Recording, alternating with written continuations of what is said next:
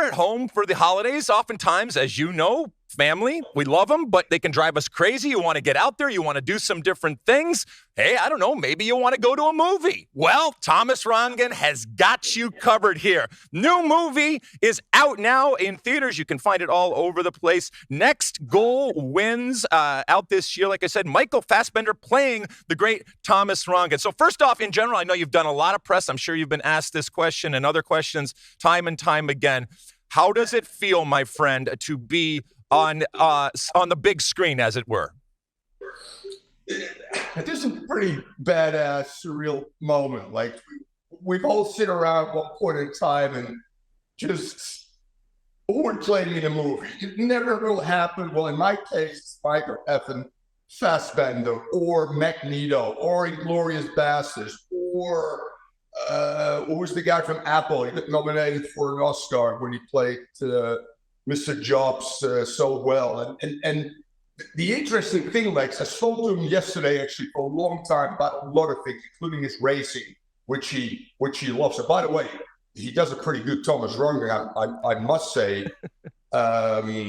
It was really refreshing to talk to a guy that actually apologized and said, I didn't do you a lot of justice because obviously what Titi changed a lot of things in the movie, but it's been one hell of a ride.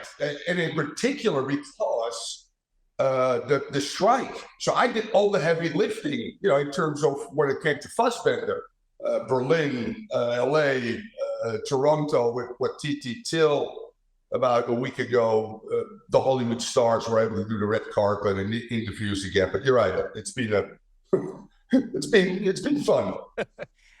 Thomas, there's a lot of debate right now about Hollywood taking dramatic license with movies. And I know with Next Goal Wins, they did play a little loose with the facts at times. So how odd is it to see a movie ostensibly about your life and you're seeing things that you're thinking, I never said that, or that didn't happen that way?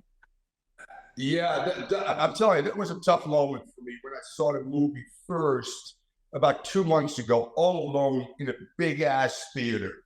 And after 2 minutes, my head is spinning because the start is I get fired.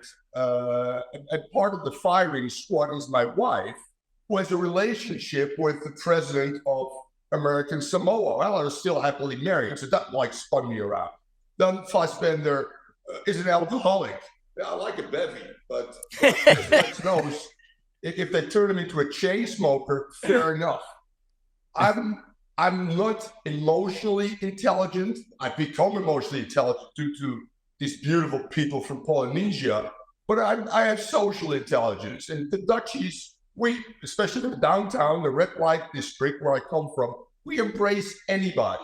Well, Fassbender doesn't embrace a transgender, doesn't embrace religion, doesn't deal well with church and death, which are all interesting subjects that Taika Waititi tackled, but changed completely throughout the movie. So it took me 3 times to get a better appreciation for what he was trying to do. And he says, I'm going back to my roots. Yeah, that's TIFF, Toronto International Film Festival. I want to go back to my roots. He's from New Zealand, but from a tribe. There's Jaya in the middle, obviously, the first transgender to ever play in a World Cup qualifying game. And I took some liberties. I had to change certain things because otherwise people might watch the documentary. So after it's all said and done, I get now the humor, which is different. The Polynesian, the Australian humor, in particular, the tribal humor, which Waititi is from the Maori tribe. I now get it, and I can smile. Although initially it was a little bit like people are going to walk out of this movie, or at least after an hour ago, this Thomas Rongen is a real. Yeah. Well, you should be used to that. I mean, I know me and many others over the years have said that about you with love.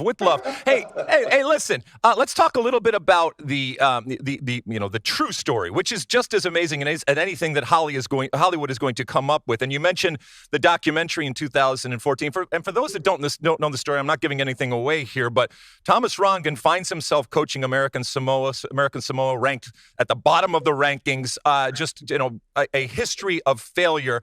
and tries to qualify them for the 2014 World Cup and everything that happens on and off the field.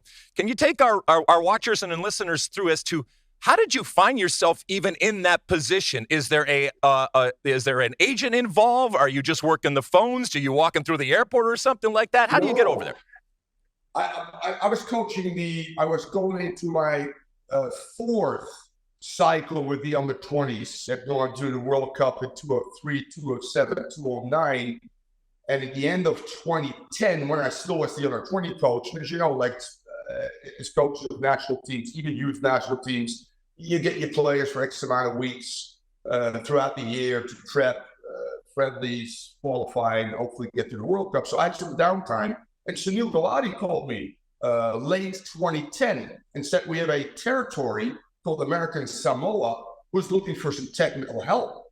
And I remember I said to Gail, and let you know, Gail, although unfortunately not married with a Gail, I go, where's American Samoa? She goes, it's next to Fiji. So without knowing anything, I go, yeah, I'm in, Sunil. No problem. Send me the details. Put the phone down, Google it. They're last in the FIFA ratings, had not won in 20 years, had not scored a goal in 20 years, and lost 31-0 against Australia, which is the worst ever qualifying defeat in the history of the game. So that was the next day. But I love to travel. I love challenges. It was just a unique opportunity to see if I could make a difference maybe on this beautiful island with these incredible people. You like that clip?